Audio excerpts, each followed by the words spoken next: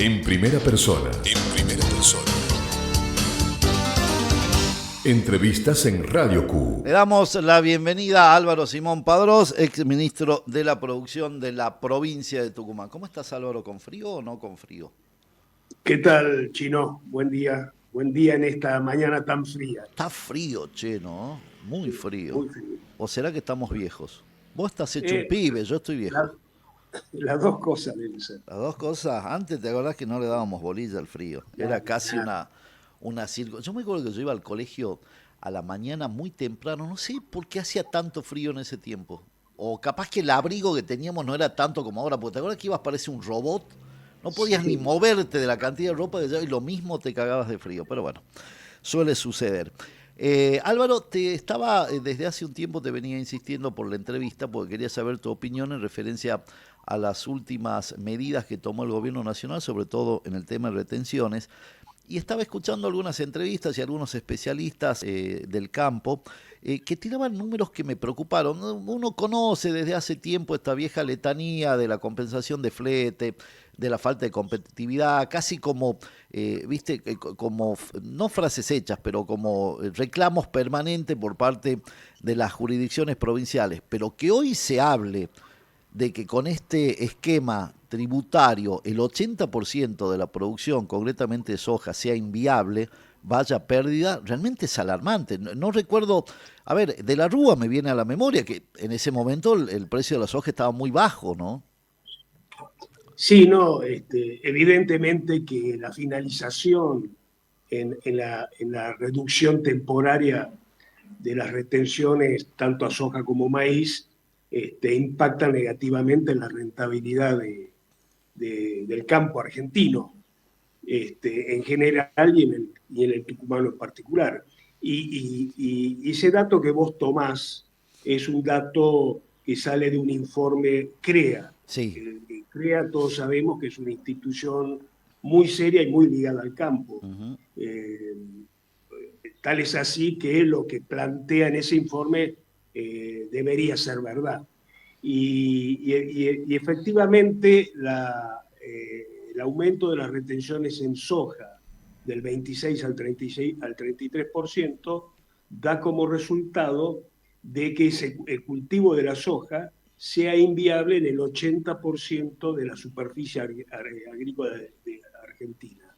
Y en el caso del maíz, el aumento de las retenciones del 9,5 al 12% le da una inviabilidad del 39%. ¿No es cierto? Y obviamente esto lo que genera es una desinversión en tecnología, en maquinaria, en fertilización. Y esa desinversión a la larga o al mediano plazo resulta en una baja en la productividad. O sea, que un aumento en retenciones lo que perjudica es la productividad, lo que va a generar una menor recaudación por parte del gobierno. Claro, es como pegarse un tiro en los pies. Claro. Y el otro informe es de la Fundación FADA, que para junio de este año, junio del 2025, el Estado se queda con el 63,66% de la renta agrícola. Para graficarlo mejor, por cada 100 pesos que genera una hectárea agrícola, 63,66 pesos se queda el Estado, a través de los impuestos nacionales, provinciales y municipales. A ver, o sea que es el socio mayoritario de la producción. Totalmente sin ningún tipo de riesgo, ¿no es cierto? Y todos sabemos que un negocio al aire libre es altamente riesgoso.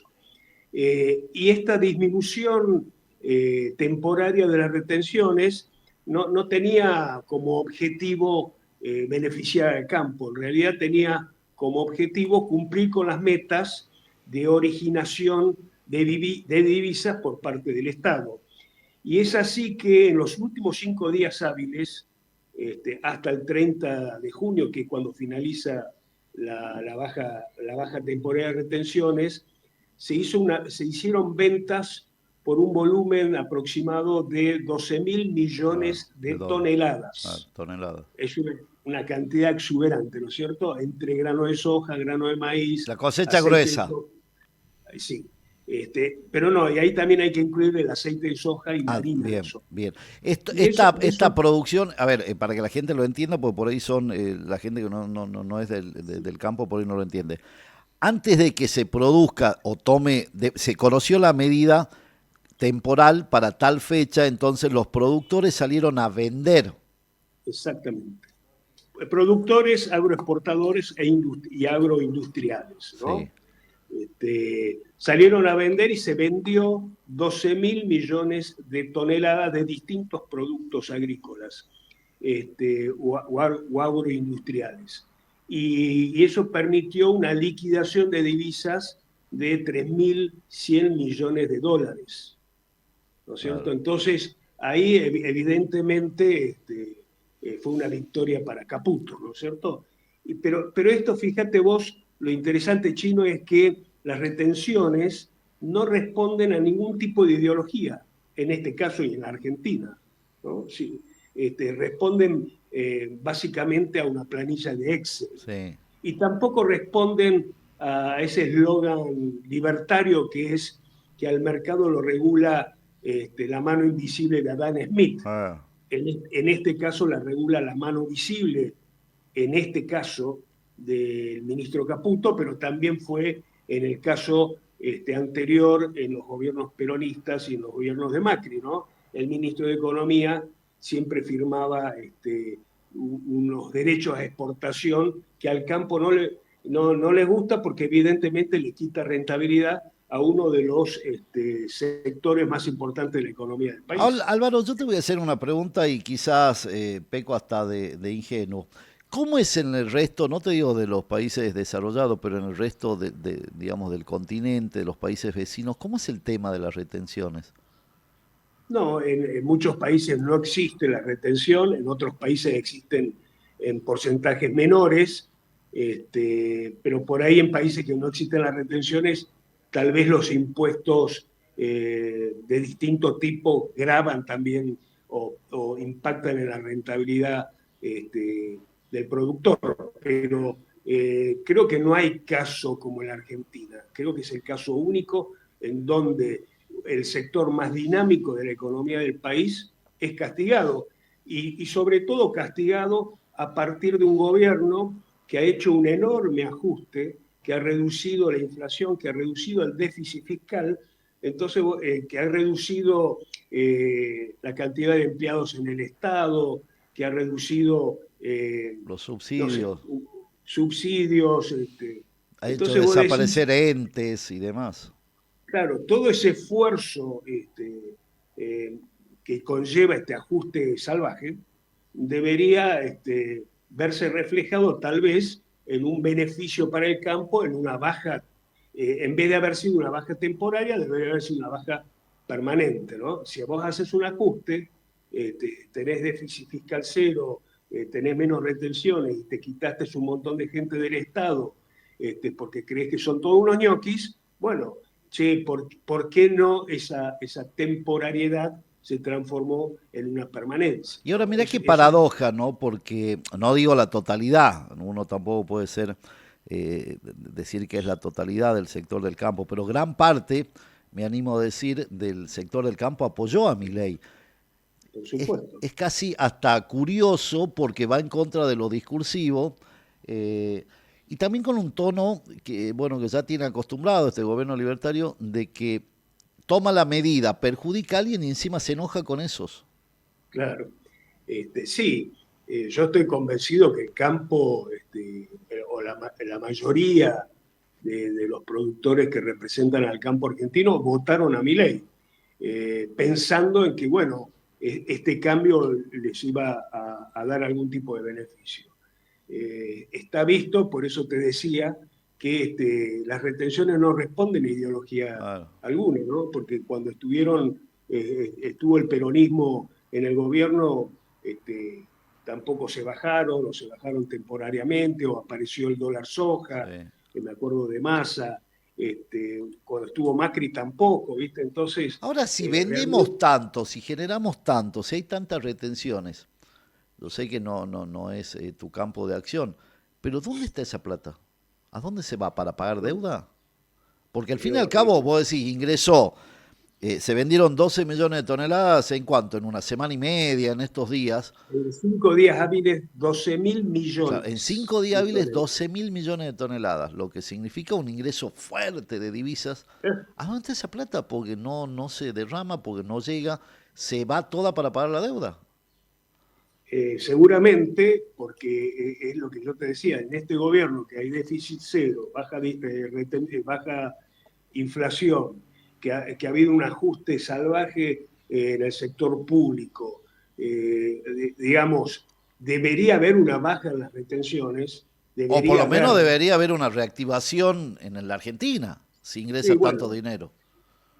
pero hablamos de las retenciones que impacta directamente en un sector de la economía. Ah, Después están la innumerable cantidad de impuestos que paga el ciudadano común, que paga el empresario que no responde o no está dentro del sector del campo, ¿no? Yo creo que para reactivar la economía del país lo que es necesario es bajar los impuestos. sí. Es necesario bajar los impuestos porque los empresarios, en definitiva, el ejemplo ese de que de cada 100 pesos, 63,66 pesos van para el Estado, no tan solo ocurre con el sector del campo, No, sino sí. también ocurre con otros sectores económicos del país. No, sin duda. Entonces, el gran problema del país hoy es que a la gente no le alcanza la plata, pero además tiene que pagar los impuestos. No, ¿Cierto? la Entonces, presión tributaria es terrible. es La tremendo, última tremendo. pregunta, y quiero saber específicamente de Tucumán. ¿En cuánto impacta esta medida en Tucumán? Sabemos que no tenemos grandes extensiones de tierra, pero sí tenemos producción que están afectadas. Sí, bueno, impacta mucho más negativamente que en la zona centro del país, porque estamos muy lejos de los Sí, puertos. Entonces nuestra soja vale mucho menos porque hay que descontarle el flete al puerto de Buenos Aires, al puerto de Rosario. Entonces, obviamente, con un aumento en las retenciones tiene mucho más impacto, principalmente por esa cuestión. hoy Y no es después también, rentable, Tucumán entra en ese 80% de que no es rentable por la supuesto, producción. por supuesto. ¿Cuánta Yo hectárea creo de que soja hay aproximadamente en Tucumán y de maíz? en Tucumán se está sembrando 220.000 hectáreas de soja y Sí. 80.000 hectáreas de maíz, Mm, ¿no es cierto? O sea que sí, impacta negativamente. Tucumán no es un claro. gran productor de granos, pero bueno, no es una superficie menor tampoco, ¿no? Y Porque eso, Tucumán. y la variable, porque algunos hablaban de que iban a buscar otra alternativa. Hoy con la campaña ya avanzada es guardarla y esperar que suba el precio. Y después vienen que no venden todo porque la situación es esa, ¿no?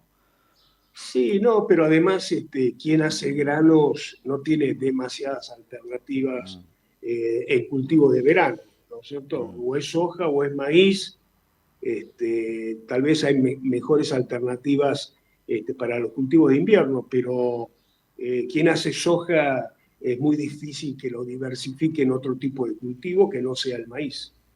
Te agradezco, Álvaro, la comunicación, que tengas buena jornada y mil gracias por la deferencia. Bueno, muchas gracias, Chino, un fuerte abrazo. Pasaba Álvaro Simón Padrós, ex ministro de Producción de la provincia de Tucumán.